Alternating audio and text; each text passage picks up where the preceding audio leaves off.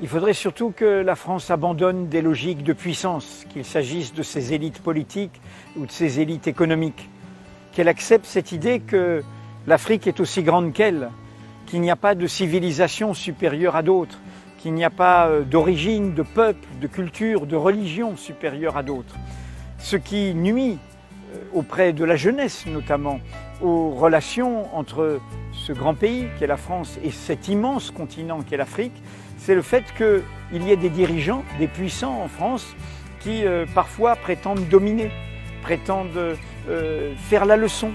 Il y a eu un exemple terrible ces dernières années, c'est la guerre menée en Libye sur un mandat des Nations Unies à l'initiative de M. Nicolas Sarkozy qui a été outrepassé, qui a renversé un régime, qui a mis dans un grand désordre un peuple et qui était fondé sur un mensonge, on le sait aujourd'hui, et sur un mensonge doublé d'un délit de corruption. Et la conséquence, vous les connaissez, la Libye, quel que soit ce que vivait son peuple, était aussi très présente en Afrique. Elle aidait aussi par son argent. Et puis du coup, son arsenal a été dispersé. Les désordres ont été augmentés dans le Sahel. Vous avez là un exemple. Aujourd'hui, la France est présente militairement dans le Sahel, c'est sa plus grande intervention. Aujourd'hui, les Nations Unies, la MINUSMA, c'est la plus grande intervention au Mali.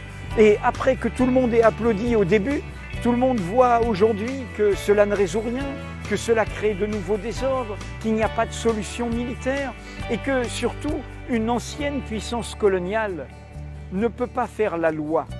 Et là, il y a aussi une interpellation pour l'Afrique, car évidemment, cette impasse, la France ne la fait pas seule, elle la fait aussi avec parfois des régimes, des classes dirigeantes qui y ont intérêt au bien mal acquis, qui ont intérêt à s'enrichir sur le dos de leur peuple, qui ont intérêt à une protection de la France, non pas au nom de l'intérêt de leur peuple, mais de leurs intérêts privés.